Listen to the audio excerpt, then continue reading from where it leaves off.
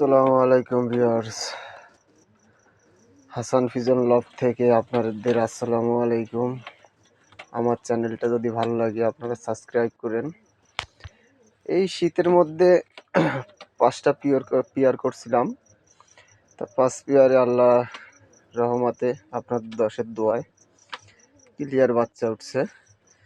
আজকের বাচ্চা আলাদা করছি, দেখতে পাচ্ছেন। সবজির 1 পিয়ার আছে এই জায়গায় আর কি, 5 পিয়ার বাচ্চা সেট করছিলাম আর কি, জোর দিছিলাম।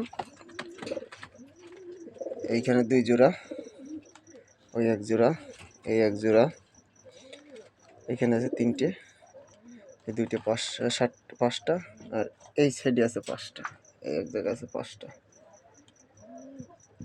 এখানে আছে 5টা। আল্লাহ চাইলে ইচ্ছে আছে কালকে রাত থেকে কবুতর আবার বসাই দিব, বসাই দিয়ে আর 1 মাস পরে আবার নতুন করে পিওর সেট বাইন্ধে দেবো। সেট বাইন্ধে দিয়ে নতুন করে আবার 1 সেট বাচ্চা নেব শীতের মধ্যে নিজের জন্য। 1 সেট আছে, এখানে 1 সেট আছে, এখানে গ্রিজেল 1 সেট আছে, এই জায়গা মাক্সি 1 সেট আছে। এদের নতুন সেট দিয়া, এটাও নতুন, এই গ্রিজেলের এই সেটও নতুন।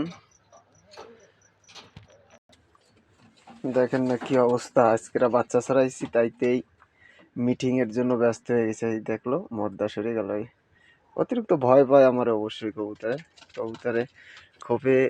আমি রাত্রে আসি, এই সেটমেট এই সমস্ত বান্ধি আর খাবার দাবার দেয় আম্মা, বাসার আমার ওয়াইফ, সেও হেল্প করে।